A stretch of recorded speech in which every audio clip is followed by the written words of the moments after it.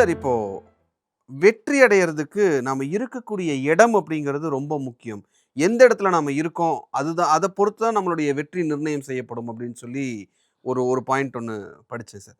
அது எந்த அளவுக்கு உண்மை? பெரிய உண்மை அது. நீ எந்த என்வாயர்மெண்ட்டில் இருக்க, எங்கே இருக்க, ம்.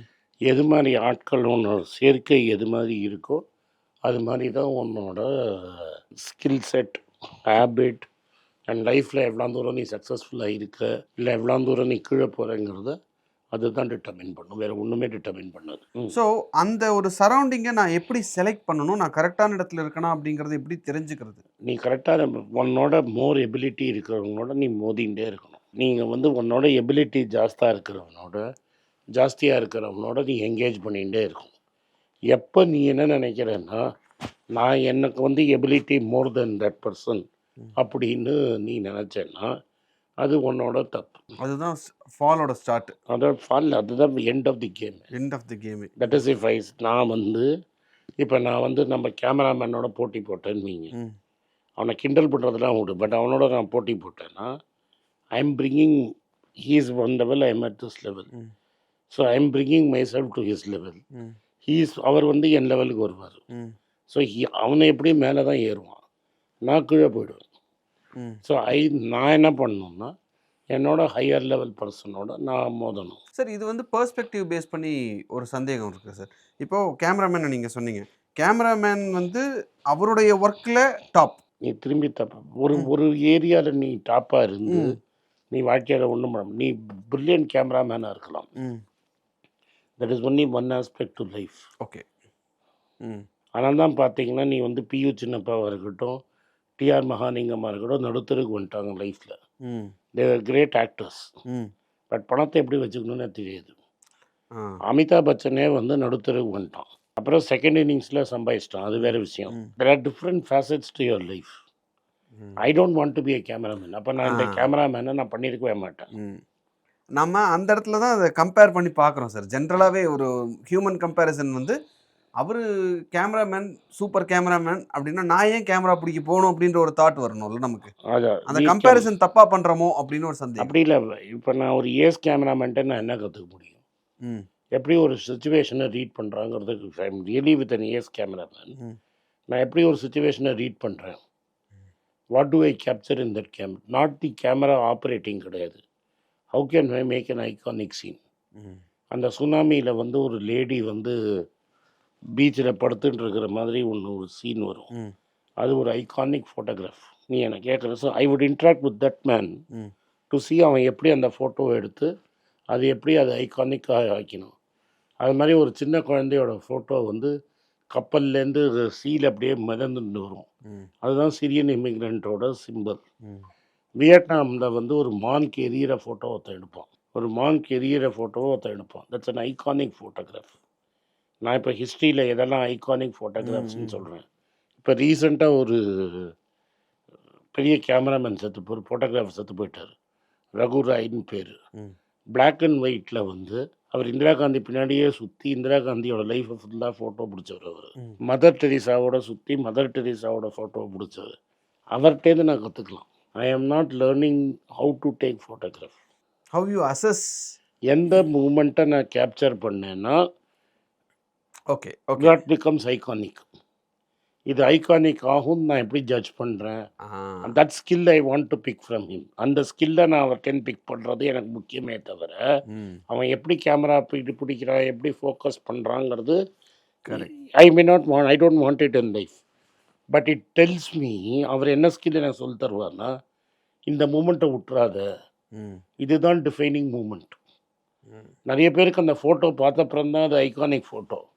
பட் அவனுக்கு அதுக்கு முன்னாடியே தெரியும் அது ஒரு ஐகானிக் ஃபோட்டோன்னு. அந்த ஃபோட்டோ அந்த ஒரு லேடி வந்து சுனாமியில் அழுவோம். ஓகே. ஒரு குழந்தையோட இமேஜ், ரொம்ப ஹாண்டிங் சின்ன குழந்தையோட இமேஜ் இருக்கும்.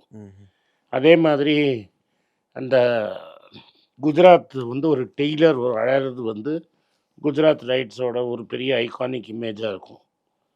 So which iconic image you want to capture? நான் சொல்கிறது ஹிஸ்ட்ரியில் இதெல்லாம் ஒரு பார்ட்டு.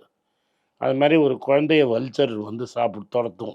அந்த ஃபோட்டோகிராஃபர் லெவலில் I have to interact with him to understand அவன் எப்படி அந்த மூமெண்ட்டை பிடிக்கிறான்.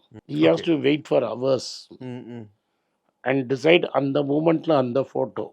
த ஸ்கில் இஸ் நாட் ஃபோட்டோகிராஃபி. இந்த ஸ்கில் வந்து அந்த மூமெண்ட்டை பிடிக்கிறது.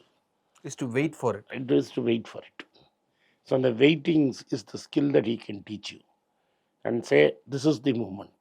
இந்த இது இப்போ பேக் டு த பாயிண்ட் நம்ம இதில் போனோம் அப்படின்னா நம்ம சரௌண்டிங்ஸில் இருக்கிறவங்க நான் ஒரு Surroundings விஷயத்துக்கு வெயிட் இருக்க பண்ணுறேன் இல்லை நான் ஒரு என்னோட விஷயத்துக்கு surrounding can be very I can be in prison ஜெயிலில் கூட இருக்கலாம்.